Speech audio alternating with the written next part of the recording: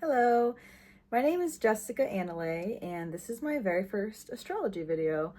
I have been working on studying astrology now for about 2 years, and like a year and a half, and it's really been life-changing for me because it's really showed me, or at least validated, my purpose in life, and it gave me words to describe things that I had always felt about myself, about others, and ultimately just gave me more confidence in my direction and who I am. So I've learned that it's something I'm really passionate about explaining, and I feel like it's important and helpful for people to know, more about their sign, more about their purpose in life through astrology, and it could really be a nice guide. And I believe it's something that God gave us as a guide to help us understand ourselves and understand why our soul chose this life. And it might help just bring some comfort to things that we might be going through, and realizing that it's all a part of our bigger, more ultimate, purpose of existing. So I wanted to start with the sign Sagittarius because I'm a Sagittarius and I've learned a lot about myself through this journey. Yes, I've learned a lot about myself through this journey. So,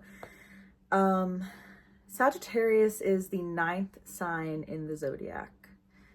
And each sign obviously represents not only a different type of personality, but each sign represents in each house, 12 signs, 12 houses. They all represent a different part of life and even a different phase of life. Starting with Aries, which is the impulsive young newborn. Technically, that's sort of the energy of an Aries is a feisty young newborn that, cries on impulse, like follows their truest, purest impulses, right? Among other qualities too, but that's just the example of how it relates to phases of our life. And then we get to the final sign, which is Pisces, which is becoming one with something greater than ourselves. It represents Jesus Christ. It represents God. It represents, even having access to a spiritual realm. It could even represent the end of life. It could represent moving on to a higher place. And in this life, it represents trying to become one with that and finding what that is for us. So anyway, going back to Sagittarius, Sagittarius is number 9, and it represents a seeker of truth. That's what a Sagittarius wants. Sagittarius people, whether it's your sun, your moon, your north node, they all have, especially the sun and north node, because those two represent part of our destiny and purpose. Sagittarius people are on a deep seeking mission for truth and meaning behind their life. They're seeking access to their higher mind, and they're going to constantly be trying to uncover their own moral and value system. And they're going to be trying to piece together all of these different beliefs that they have heard of, that they feel, and they're going to try and find, what is the real truth here? Like, what does this mean? How does this apply to me? And sometimes Sagittarius people, on this journey of truth and spirit, it's a very spiritual sign too. It's about spiritual truth. Very similar actually to Pisces, which I can do a whole video about. But on this quest, they could come across a lot of resistance from the outside world when they try and express this truth, especially if you're a Sagittarius sun. And therefore, it can manifest differently for different people. You could be a Sagittarius person who doesn't care what people think, and you still continue to say what you believe, which is kind of the purpose of being a Sagittarius. Or it could manifest as someone that, depending on other aspects too in the chart, and also just life circumstances that could also be indicated in the chart, it could also show somebody who is afraid of being judged for those beliefs, and they don't speak out for what they believe, and they don't really express their beliefs. But ultimately, it is Sagittarius's main goal to be free, to say what they feel, to be free to be outspoken, to be free to be, to have what they say, you know, like they desire to have what they say be inspiring and to motivate people to do that intellectual digging to find what they truly believe. Sagittarius is I almost said it was an air sign. That's crazy because I sometimes feel like an air sign, because Sagittarius is very, very intellectual, like a lot of the air signs are. And I always find that interesting how it's a fire sign, because out of all the fire signs, we are absolutely the least fiery. Now, not always true, right? There could still be, I could definitely be kind of fiery, although I do have some first house planets. But my point is, it's definitely, a lot of times Sagittarius is a more tame version of Leo and Aries, which are the other two fire signs.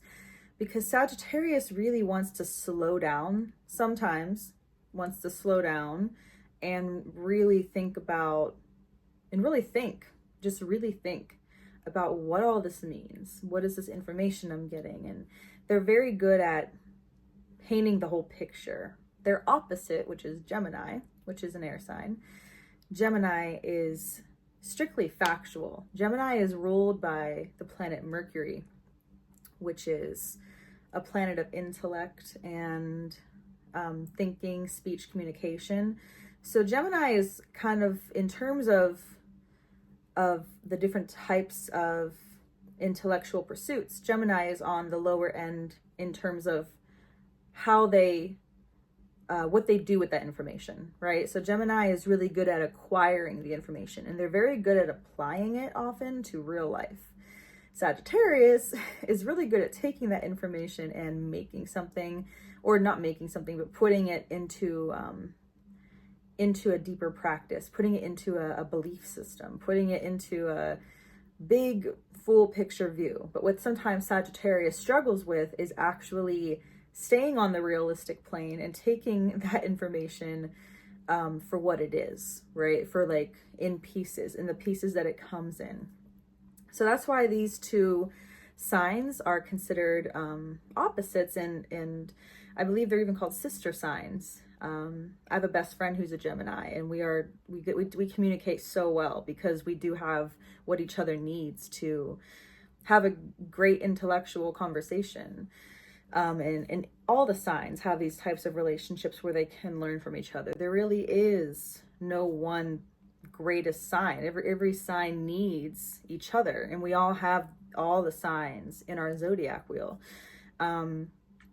But this was just a little spiel I wanted to go on about Sagittarius, and I am especially fascinated as a Sagittarius sun.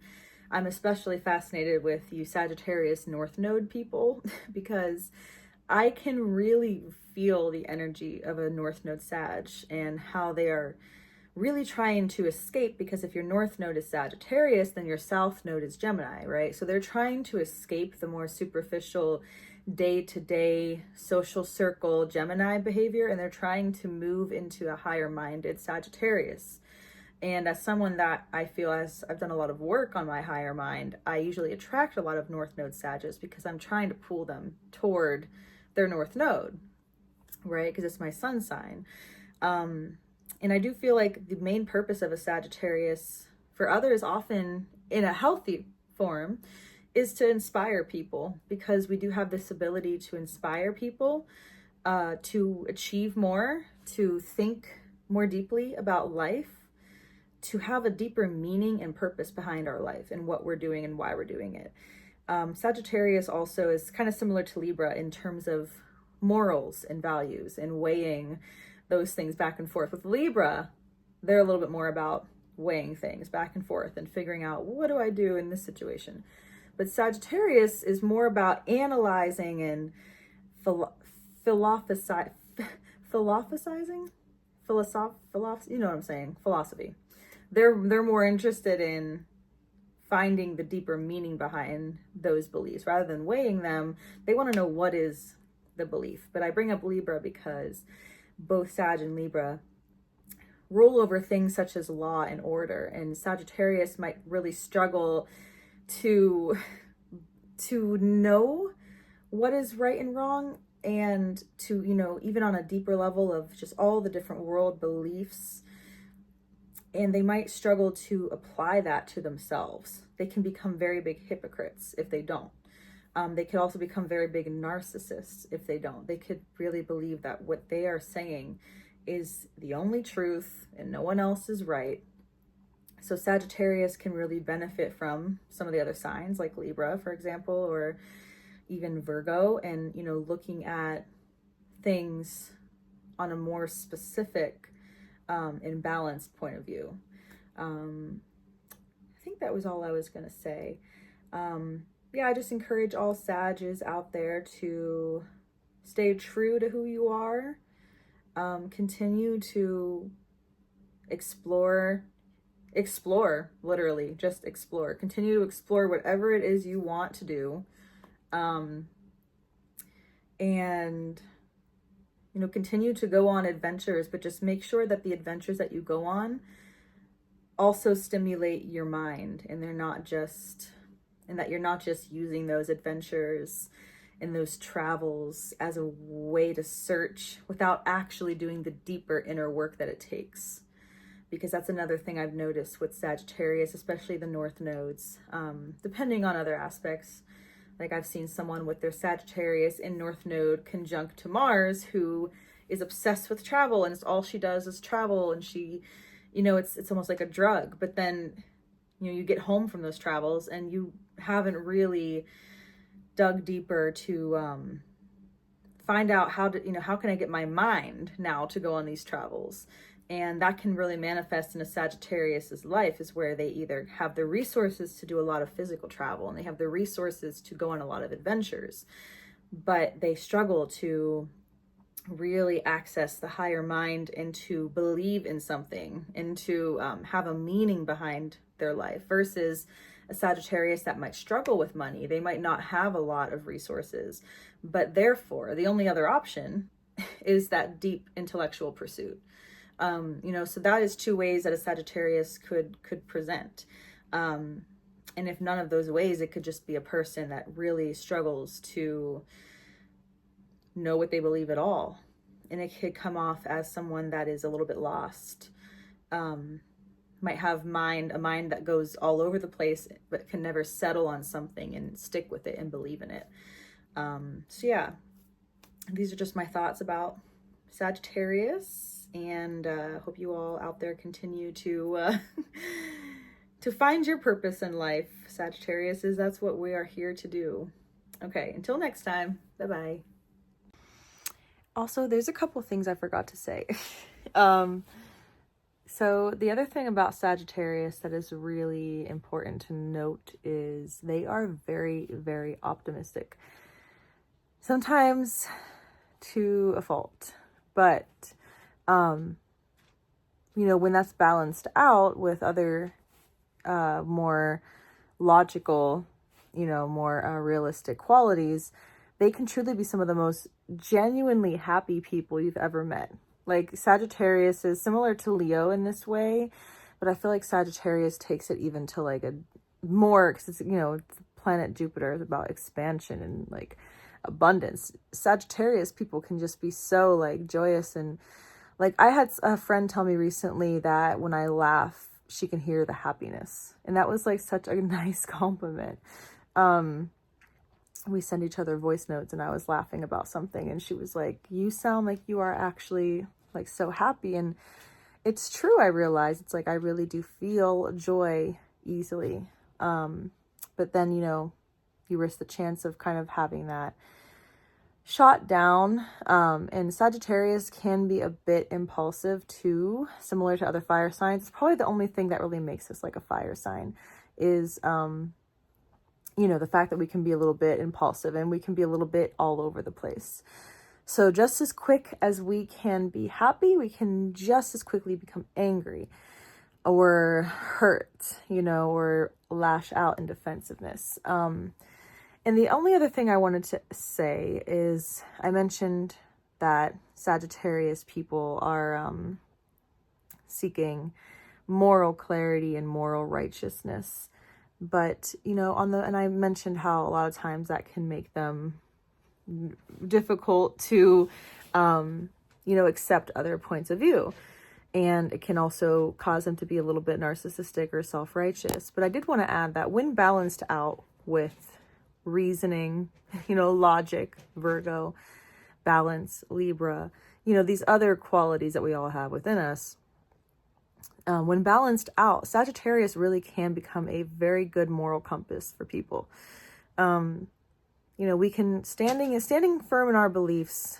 We have, you know, we're the sign of Jupiter is the ultimate teacher of the zodiac, of the planets, I should say. Sorry for the noise. Jupiter is the ultimate teacher.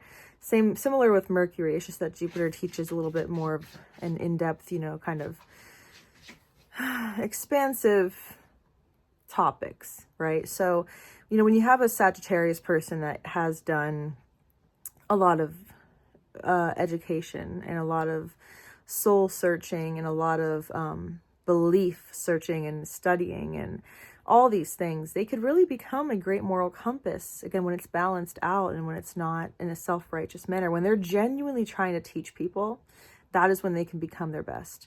And that is when they can become some of the most inspiring people. Like I'm thinking about Jane Fonda, you know, Jennifer Lawrence, people that when they speak, you know, Jane Fonda has a whole career based off of, I remember reading her bio, and she started out as an actress and eventually kind of changed to become, hi Gwen. She eventually kind of switched career paths, and she really, you know, she gets on that stage at these award shows and she is so just beautiful and she's so inspiring and she leads. Sagittarius can become the ultimate leader of the zodiac, truly, because they encompass a lot of the other signs, right? Like they encompass the Gemini, the wisdom, you know, the knowledge and the education, and they also have some of the qualities of Virgo of, you know, wanting to do things the right way. So when you add in the Sagittarius energy of expansion, it can just make them a book full of knowledge, but that also comes out in a very inspiring and uplifting and motivating kind of way. So yeah, I just wanted to add this to this video real quick.